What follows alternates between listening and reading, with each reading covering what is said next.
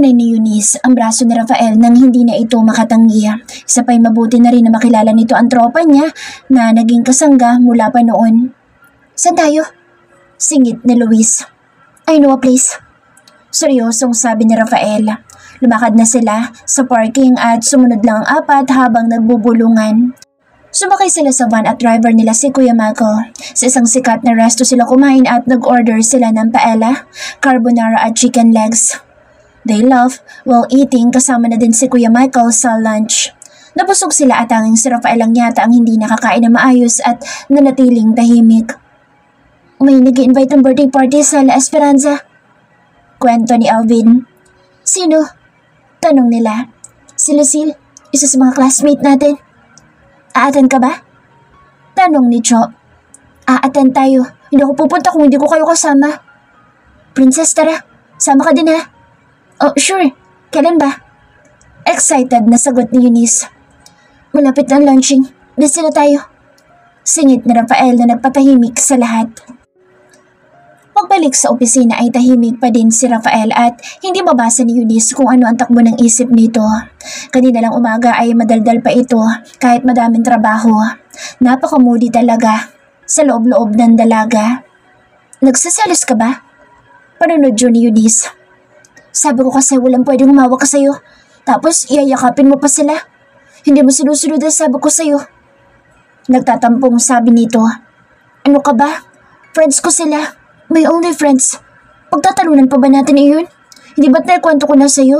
Isa pa walang mali siya yun. Kahit pa. I don't want any other man to be near or touch you. Madiing sagot ni Rafael. Why are you acting like that, babe?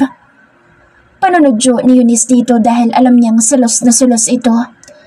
Malaya siyang naikakama ang dalaga. Kasama sa bahay pero ano nga ba ang meron sila? May dapat ba siyang asahan sa binata? Natatakot ang dalaga na isang araw bigla nilang tumama ang realidad at maiwan siyang luhaan. I am jealous. Bumuntong hininga na lamang ito at hindi na kumibo. Pinabayaan na lang din ito ni Eunice kahit na kinikilig siya na malamang nagsaselos ito. Later, we have a schedule sa Modesta for your dad's birthday. You can choose the style for us to wear. Okay, babe. Twinning tayo ulit ha? Sabi ni Eunice kahit na naiinis pa din siya dito dahil hindi niya pa din matanggap yung inesta nito sa harap ng mga kaibigan niya. Kinagabihan ay sinukatan sila ulit sa The Commons. Napili niya yung gray suit na may stone lining sa may botones. Twinning sila syempre. Silver shiny, long dress din with stone ang damit niya na may slit hanggang hita na taternuhan niya ng black glittery handbag at high-heeled shoes. Sir, we'll have it ready until Friday. Sabi ni Harley, ang baklang Modesta na paboritong pinagpapatihian ni Rafael. Okay, good. Make her dress more stunning so she will be the most beautiful on that evening. Tipid na sagot ni Rafael. Napakaganda talaga sir ng iyong future wife. I am sure she will be the star of the night. You don't have to remind me that because I will do my best in everything. Luluwa lahat ng mata ng mga kalalakihan sa gabing iyon. Hanggang sa makauwi sila ay parang nagtatampo pa din si Rafael. Kaya siya na din naman ang unang sumuko at lumambing dito. Babe, galit ka pa ba? Ilang lang ang isinagot nito. Huwag ka na magalit. You don't have to get jealous kasi ikaw lang ang gusto ko. Masuyo niya itong niyakap at hinalikan sa batok. I am not. Sabi ni Rafael habang nananatiling yakap ni Eunice. Sure? Sige nga, kiss me. Yeah. At hinalikan naman siya nito ng matamis sa labi at hindi na ulit ito nagsalita pa. Hindi kasi maintindihan ng binata na halos gusto niyang manuntok at pumatay sa tuwing may nalalapit na lalaki sa dalaga. He is being possessive. Muli ay naalala na naman niya ang ama. Paulit-ulit na umaalingaw sa isipan niya ang mga sinasabi ng ama. Sa tuwing napapagsolo sila ng dalaga ay malinaw na bumabalik sa balintataw niya ang mga alaala ng ama, partikular na ang mga habilin nito tungkol sa dalaga. When the right time comes, I want you to meet my friend's daughter. You know, that child went through a lot of pain at a young age. I hope you will be his support. She is so pure and simple. I like her. I want you to marry her when you grow up. Why, Papa? Because I want you to help her. She's the right one for you. There is something special in her and I want her to be my daughter. You really think so, Papa? Yes, I know how demanding you are, and she is submissive, yet hard-headed sometimes. You like her. Sa salita ng ama ay confident ito na magugustuhan niya ang batang iyon na siya namang nagkakatotoo ngayon. Darling, what can you say about the youngest of Del Mundo? Oh, she's a nice girl. Minsan niya na kasi itong nakita sa Villa Del Mundo. That girl will be your daughter-in-law, darling. Sabi ng kanyang papa sa mama niya. You really like that sweet little girl who loves your kare-kare? Nakangiti naman sagot ng kanyang ina. Mukhang nabihag na munting dalaga ang puso ng kanyang mga magulang. Hindi na kumibo pa ang kanyang papa habang naghahanda ng kare-kare. At syempre pa, may nakalaan na naman para sa batang Del Mundo sa lagayan ng ice cream. Natuwa na lang si Rafael sa mga alaala nung kabataan na kasama ang ama. It's Saturday, and later tonight is Eunice's papa's birthday celebration. Hindi alam ni Eunice why does she feel so nervous. She don't feel like going, but she can't back off. Everything is ready. Madam, napakaganda mo naman, kahit hindi na kita ayusan eh. Komento ng baklang si Lala na nag-makeup sa kanya sa salon. Thank you. Tapid niyang sagot. So sir naman, napakagwapo din, bagay na bagay kayo. Ang ganda siguro na magiging lahi ninyo. Singit naman ni Sheena, ang manikuristang nagpapaganda sa mga kuko niya. Ayaw pa nga magpalahi sa akin eh. Nakatawang sagot ni Rafael. Don't tell me, sumasablay ka na sa babae, sir. Paano na nga pala si Oops, sorry. Erase. Sabi ni Sheena nang makitang nagseryoso si Rafael. At si Eunice naman ay napatingin dito. So, si Angela ba nadadala mo dito? Mataray niyang tanong kay Rafael. Ayan, patay. Biglang namutla si Rafael sa tanong ng dalaga. Hindi madam. Siya ang nagpupunta dito pag hinahanteng sa Sir Rafael. Lagi po kasing pinagtataguan ni Sir eh. May pagkabaliw po kasi yung babaeng yun. Natatawang tugon ng bakla na si Lala. Oh, that sounds exciting ha? Naniningkit ang mata ni Eunice habang nagsasalita. Totoo madam, parang may sapak yun. Sabi niya nga, girlfriend daw siya ni Boss Rafael, kaya daw dapat i-charge namin si Boss sa pagpapaayos niya dito. Di ba bakla? Sabi ni Lala kay Sheena. Correct, Moms. Makaasta, akala mo totoong ang girlfriend siya. Pero madam, you're the first one Sir Rafael introduced to everybody here. First ever. Malanding sabi pa nito na may kasamang kilig. Really, ha? O baka naman kinakampihan mo lang itong amo mo?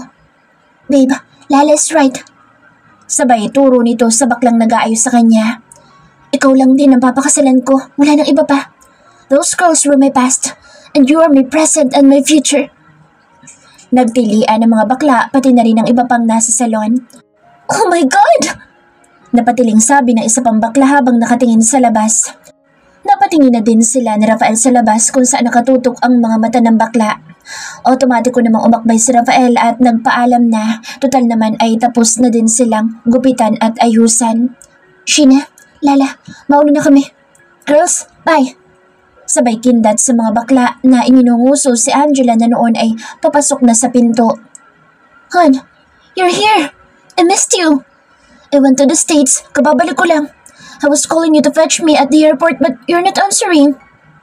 Excited na sambit ni Angela. Patakbong yayakap kay Rafael ang babae na agad niya namang hinarangan. Stop right there! Maagap na sabi ni Eunice. Oh, the mistress is here! Nanguuyam na sabi nito. Mistress? Hindi napigilan ni Lala ang tumawa. Shut up, bakla! What's funny? Inis na baling nito. Sorry. Natuwa lang ako sa mistress. Parang hindi naman kasi ganun. Sagot ni Sheena. Oo nga, Ange. Sabi mo kasi mistress eh. Natawa kami. Anyway, sige na sir. Mauna na kayo nang di kayo malate sa date ninyo. Madam, balik po kayo dito at nang lalo kitang pagandahin. Pagtataboy ng baklang si Lala. Thank you sa inyo girls. Babalik kami next time. Kayo ang kukunin ko sa wedding namin. Sabi pa ni Eunice at hinila na si Rafael. Promise mo yan madam ha? Excited na kami. Tilian ng mga bakla. Oh wait, hon. Kailan mo ko pupuntahan? Habol na sabi pa ni Angela. In your dreams. Gumising ka nga. Sabi naman ni Eunice. Hoy, it's not you that I'm talking with. Mataray na sagot ni Angela. Ren, Rafael's mine, kaya huwag ka na umasa na pupuntahan ka pa. Sabay hila ulit kay Rafael palabas na siya namang inakbayan ng lalaki. But, hindi na naituloy pa ang sasabihin nito dahil nabuksan niya na ang pinto palabas at inawat na rin siya ng kaibigang kasama. Des, ang ganda ng asawa ni Sir Rafael ano? Sabi ni Sheena kay Lala. Asawa? Wala ngang wedding ring? Inaasawa lang yan at pag nagsawa na, babalik din yun sa akin. Sagot naman ni Angela. Ange, wag filingara. Kasi first official girlfriend yun ay pinakilala ni Sir. Saan ka pa? Ikaw, hindi ka naman napapakilala sa madla, di ba? Buwelta ni Lala. Hindi pa sila gaanong nakakalabas kaya narinig ni Eunice ang sinabi ni Angela. And she's sure narinig din yun ni Rafael kaya hinarap niya ang babae. Hey, wag mong naisin na mawala ang pasensya ko sa'yo. Baka hindi ka abutin na umaga. Pagbabanta ni Eunice dito. Ay madam, perfect! Gusto ko yung mga ganyang linyahan. Ani Lala. Babe, wag mo na siyang patulan kasi ako na nagsasabi sa iyo. I will not hurt you ever. Sa'yo na lang ako at hindi na ako maghahanap pa ng iba. I promise, okay? I love you, my lady. Sabi ni Rafael habang hinihila si Eunice palabas. So sweet naman si Rafael. Kinikilig na sabi ng dalawang bakla. Nasa biyahe na silang pabalik sa kondo at alam ni Eunice na kanina pa siya pinagmamasdan ni Rafael dahil nagiinit ang ulo niya nang makita si Angela. Babe, kanina ka patahimik. Huwag mo nang isipin iyon. Huwag mo ako kausapin. Kasalanan mo to eh. Jealous, babe.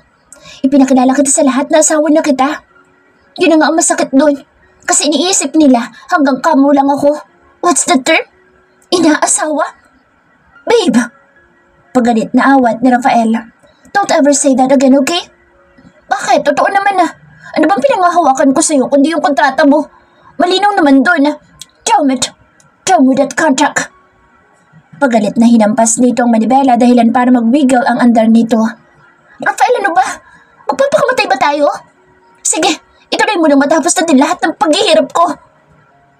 Kinabig ni Eunice yung manibela at inagaw kay Rafael. Babe, stop it! Awat nito sabay preno. I'm sorry, okay? Iginilid muna niya ang sasakyan bago siya niyakap nito na noon ay humahagulhol na. I'm sorry. Pangaalo nito. Please don't cry because that hurts me too. Masasira ang makeup mo. I hate you. I hate my life. Sorry na, babe. Patutunayan ko sa'yo hindi lang tayo hanggang kontrata. I will tell your father later tonight that you are mine already.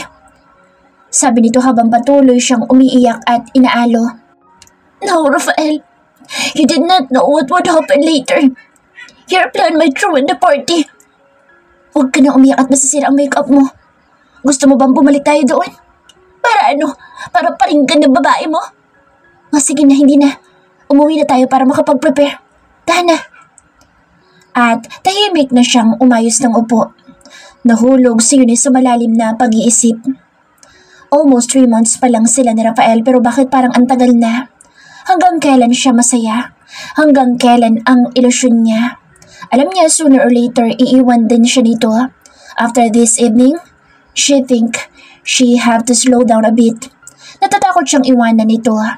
Hanggang saan siya lalaban para sa isang bastarda?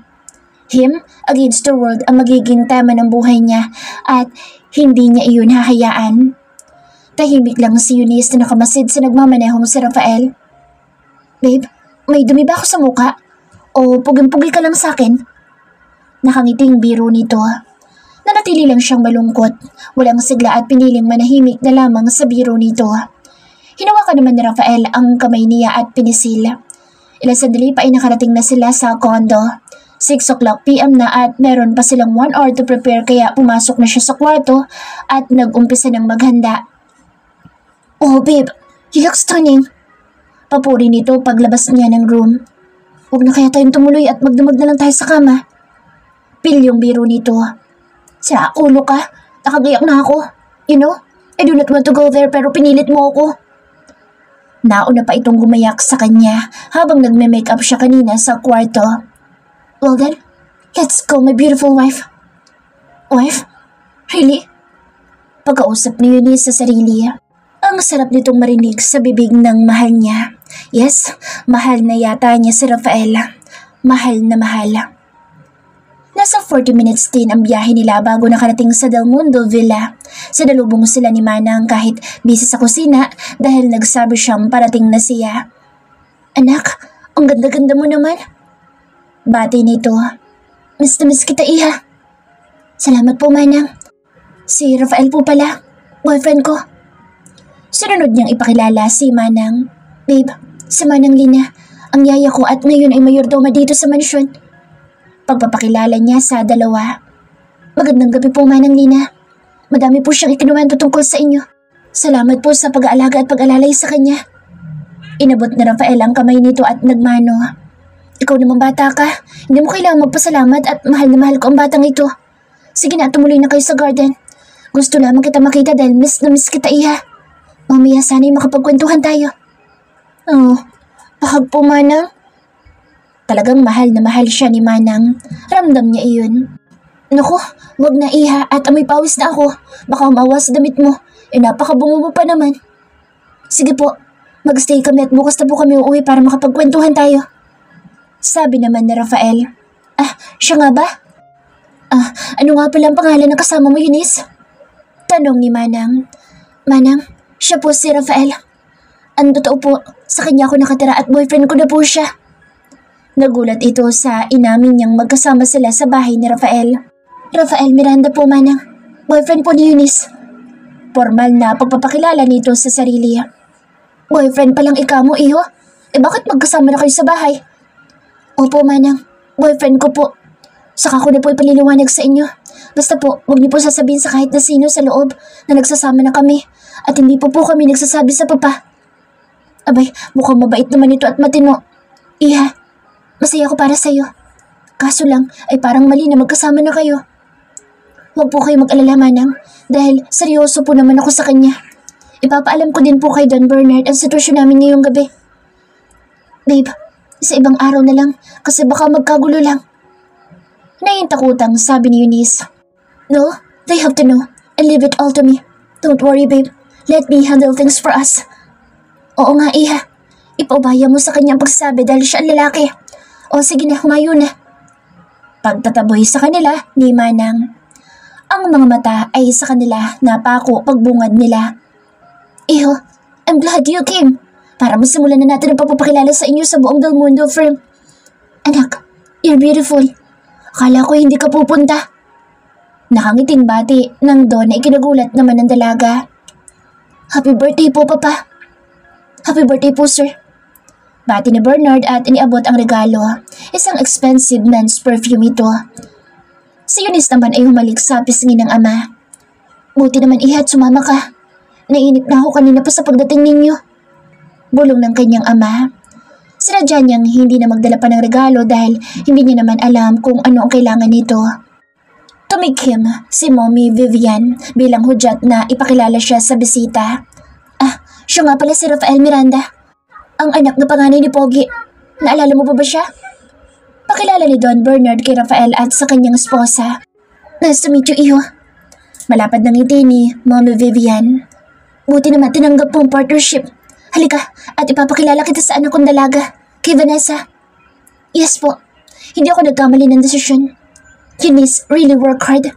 Design niyo po ang gagamitin at it will be launched next week. Punta po kayo sa opening. Sagot naman ni Rafael ng may pagmamalaki at hindi pinansin ang sinabi ng madrasta niya. Nakita ni Eunice na napa-smid ang mommy niya sa sinagot ni Rafael. Happy birthday, Daddy. Bati ni Vanessa. Oh, who's this man? Pagpapakyut nito kay Rafael. Hindi nila ito kilala dahil nga naging misteryoso ang pagkatao ni Rafael sa publiko bilang hari sa Verde Miranda at Miranda Empire. Siya si Rafael Miranda, our business partner. Sagot ng kanilang mommy. Rafael, this is my beautiful daughter, Vanessa. Oh, hi. How are you? Sabay abot ni Vanessa ng kamay kay Rafael at tinanggap naman ito ng binata. Paghawak ng kamay ay agad itong hinila ni Vanessa. Come over here, Rafael. Join me. Excuse me, Vanessa. You're Vanessa, right? Yes. Malapad ang pagkakangiti nito. I have my date tonight. Huh? Oh. Eunice. She's my date and my girlfriend. Nabigla ang mga kaharap sa sinabi ng binata lalo na ang ama nito. Excuse me? Sabi nito nang makitang wala na sa tabi niya si Eunice. Sakto namang pagharap ni Rafael ay nakita niyang hila-hila ni Vivian si Eunice papasok ng bahay na sadyang inilalayo sa kanya. Kaya niya sinundan. Bakit nandito ka? Di ba sabi ko sa iyo hanggat maaari huwag kang pupunta sa mga ganitong event? Napapahiya ako lalo at alam nilang anak ka sa labas ni Bernard. Ma'am, excuse me. She's my date tonight. Singit ni Rafael. I will not be here if she won't come. We as partners will always be near the Del Mundos. Isa pa, she is the reason why the merger is going to happen because of the success of the Miranda project. Nagulit ang mommy niya sa biglaang pagsingit ni Rafael na nakasunod na pala sa kanila. Rafael, I'm sure nilalandi ka ng bastardang yan para maging magaling siya kay daddy at para sa pilitang makuha ang partnership. Singit naman ni Vanessa na nakasunod na din pala sa likuran ni Rafael. Vanessa, I never expect you to say that to your sister. Do not humiliate my girlfriend in front of me again, or else you wouldn't know what I can do to you. Galit na sagot nito. Napangangaamang ina sa narinig. What? Girlfriend? So, she had given herself to you katulad ng ginagawa niya sa iba para makuha niya? Dugtong pa ni Vanessa. I am warning you. One more bad word and... Vanessa, stop it! Awat ni Vivian sa anak na makitang galit na si Rafael. Iho? Girlfriend ba sabi mo? Kailan pa? Bakit hindi man lang namin nalaman na may ligawan na pala sa pagitan niyo?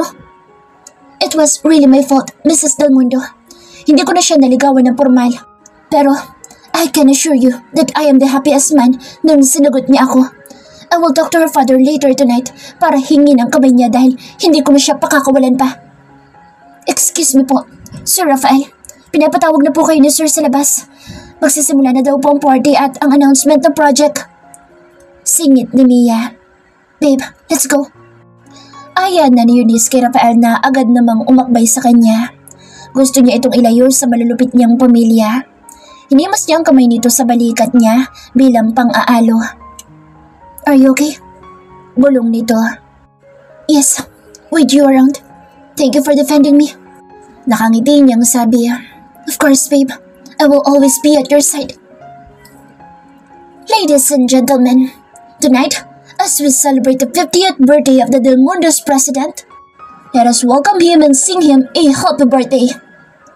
Habang paakyat ang Don sa maliit na stage ay sinabayan ito ng happy birthday song at ang pagkanta ng mga bisita. Thank you everyone for being here tonight.